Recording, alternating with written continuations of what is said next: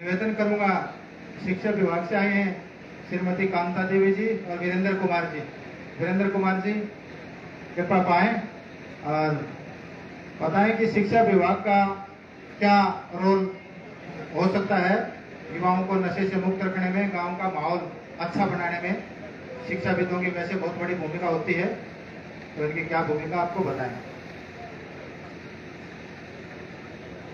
सभी को नमस्कार। मैं Virendra Kumar, lecturer Hindi, government model Sanskriti senior secondary Sisai से हमारे मध्य पधारे हाजी साहब, एसपी साहिबा, एसडीएम साहब, मैडम रत्ना भारती जी और अन्य गणमान्य जो हमारे मध्य उपस्थित हैं, सभी का अभिनंदन करता हूं, स्वागत करता हूं। शिक्षा किस प्रकार से एक मनुष्य को सभी बुराइयों से दूर हटाती है, इससे कोई भी ऐसा नहीं है कि किसी को ये बात पता नहीं हो कि शिक्षा का हमारे जीवन में क्या महत्व है और किस प्रकार से हम आगे बढ़ सकते हैं, नशे से मुक्त हो सकते हैं। लेकिन शिक्षा सही अर्थों में हम ले पा रहे हैं कि नहीं ले पा रहे, ये बात महत्व रखती है। जब हम विद्यालय में आते हैं तो विद्यार्थी के घर का माहौल कैसा है, ये बहुत कुछ निर्भर करता है, क्योंकि विद्यालय में एक विद्यार्थी 6-7 घंटे के लिए रहता है और उसके बाद का बाकी समय उसे घर पर बिताना होता है। यदि उसे घर पर माहौल अच्छा मिले, और घर पर माहौल अच्छा का अर्थ है कि उसके माता पिता या उसके घर में जो भी परिवार के अन्य सदस्य हैं वो नशा ना करते हो, तो उसे पढ़ने के लिए अच्छा माहौल मिलेगा, अच्छा वातावरण मिलेगा।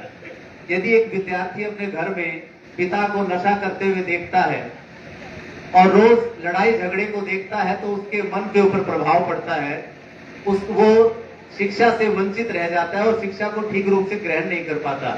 क्योंकि घर पर पढ़ने के लिए एक शांत माहौल चाहिए। शिक्षा शांत माहौल में जितना अच्छे से अर्जित की जा सकती है, उतना एक कलहपूर्ण वातावरण में उसको पाना संभव नहीं है। तो मेरा ये मानना है कि 2 प्रकार के नशे हमारे बीच में है, एक पारंपरिक नशे और एक आजकल आधुनिक नशे। पारंपरिक नशों में शराब, खैनी, तंबाकू इत्यादि है, जो कि हम पुराने समय से देखते आ रहे हैं कि हमारे गांव में इनका प्रचलन शुरू से रहा है। आजकल विद्यार्थियों में भी मैं देखता हूं, जो कॉलेज के और जो 11वीं 12वीं के विद्यार्थी हैं, उनके दिमाग में एक बात घर कर गई है कि बीड़ी और सिगरेट की बजाय हुक्का ठीक है, हुक्के से कोई फर्क नहीं पड़ता। लेकिन ये गलत परंपरा है। गांव में जब अपने बुजुर्गों को हुक्का पीते हुए देखते हैं तो उन्हें लगता है कि इनकी आयु काफी लंबी है, इनके स्वास्थ्य पर हुक्के का कोई असर नहीं है, लेकिन वो ऐसा गलत समझते हैं।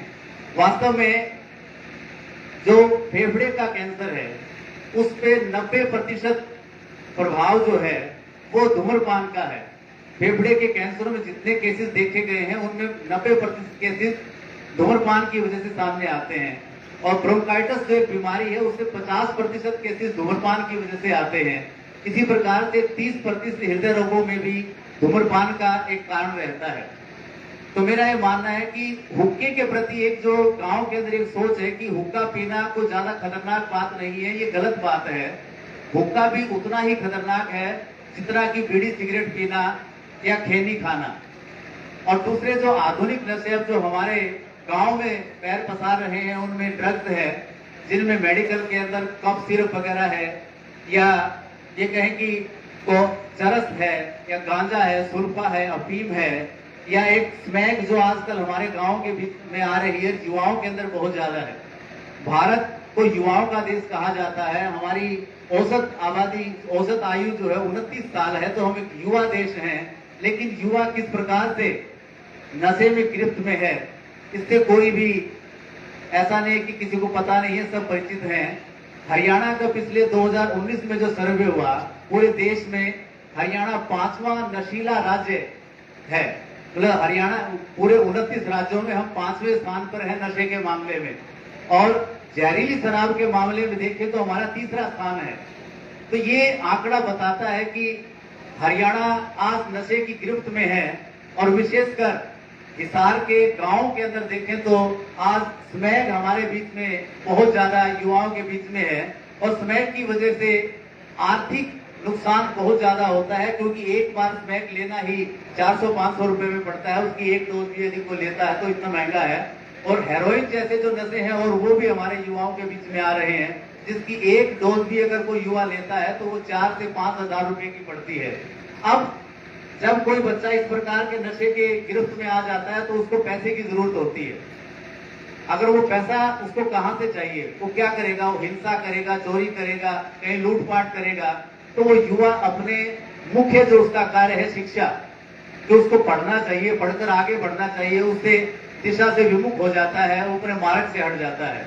मेरा यह मानना है कि हर एक नागरिक का यह कर्तव्य है कि वो युवाओं को, अपने बच्चों को आगाह करें कि नशे से दूर रहें, शिक्षा पर ध्यान दें, क्योंकि शिक्षा एक मनुष्य को सही अर्थों में मनुष्य बना सकती है।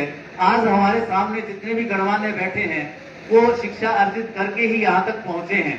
तो हमारे बीच में से भी, हमारे गांव के विद्यार्थियों में से भी ऐसे विद्यार्थी निकल सकते हैं जो नशे से दूर हटकर केवल शिक्षा पर ध्यान दें, अपने पढ़ने के घंटे बढ़ाएं, और घर के अंदर माता पिता का दायित्व है कि वो उनको इस प्रकार का वातावरण, उनको सुविधाएं उपलब्ध कराएं जिससे कि वो आगे बढ़ सकें।